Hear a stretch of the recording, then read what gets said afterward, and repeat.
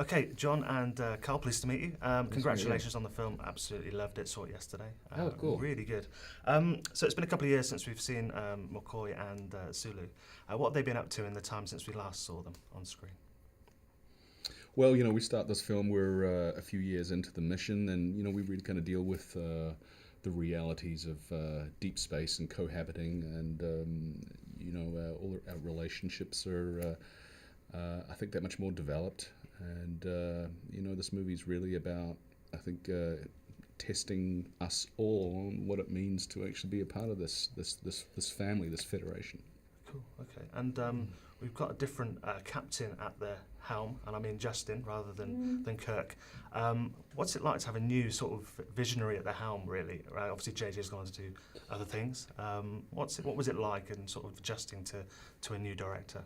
There wasn't much adjustment. I mean, I actually had worked with him once before, so it was a return to form for me. But he was confident in a different way. JJ's much more of an extrovert, but he certainly had total confidence. He came in, he really took care of us. I felt like he was very careful to give us ownership and talked to us about where it was a collaborative thing, where our characters were going. And then, of course, he brings his own skill set, which is an unparalleled sense of movement and action. So it was fun. Yeah. Yeah, and I think I do. We also benefited from the fact that Justin's a long-term fan of Star Trek, so he was really able to come in and build upon what JJ had established, and together work with Doug and Simon to take everything to the next level. So you talk about Doug and Simon. Simon's obviously got a huge background in comedy, and you have a lot of the most comedic sort of lines in the film, which were very entertaining. Is that fun to play? Oh yeah, it's always a blast, and particularly in this one. I was paired up with in this film with Zachary Quinto, and that classic Spock McCoy dynamic. It was a lot of fun. We had a lot of laughs. Very Hope and Crosby. Very Turner and Hooch. Brilliant. And obviously, moving on. So this is obviously the 50th year as well. It's a huge year for the franchise. And was there any pressure on you guys to perform? Yeah, look, I think we put enough pressure on ourselves to get it right.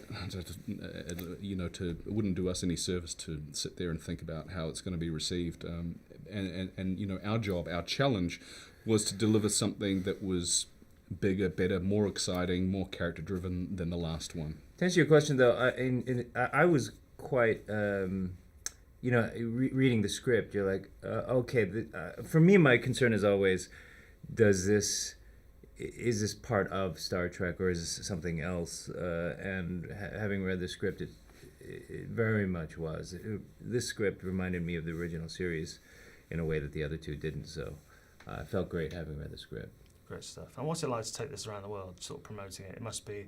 I've come in today. There's hundreds of fans outside already, just to get a glimpse of you guys. How is it going? I mean, I know you're going to Comic Con and that sort of stuff. How is it to experience that, promoting this sort of thing? I love the fans and meeting them. It's special because for this particular franchise, I feel like there's so many generations of Star Trek fans. It's very cool to meet them wherever I go, and it's just like meeting friends anywhere in the world. Fantastic. And you've got there's obviously another TV show on the cards. I know it's a separate thing over at CBS. We're in a world of sort of crossovers and that sort of thing at the moment. Does there seem scope for that to perhaps happen in the future, or is it a totally separate thing? You're asking us if we'd... Yeah, would you be up for... Yeah. I don't know. I mean, I know nothing about that television series. I don't know if it even takes place in this timeline. Yeah, right. But obviously there are a lot of good people involved. Alex Kurtzman, who was one of the writers on the first two, is a great brain trust there, and I look forward to seeing what they do. Excellent. And what's next for you guys? I've just seen Pete's Dragon, actually, which is also fantastic. Oh, fantastic. You've seen it? I've seen it, yes. Just a couple of days ago. I'm not supposed to talk about it, though, so I'm cool. Probably done myself a disservice there. But what else are you in next? What's next up for you? For me, next, I'm about to go down to the Gold Coast and start working on Thor 3. Who's in that, Karl? Well, there's... Small film. Chris Hemsworth. But we've got Tom Hiddleston. Oh, Yeah. fascinating. Anthony Hopkins. Oh, who? Yeah, right. Kate Blanchett. I've What? never heard of any of those. True story. Oh, wow. And you, Wow.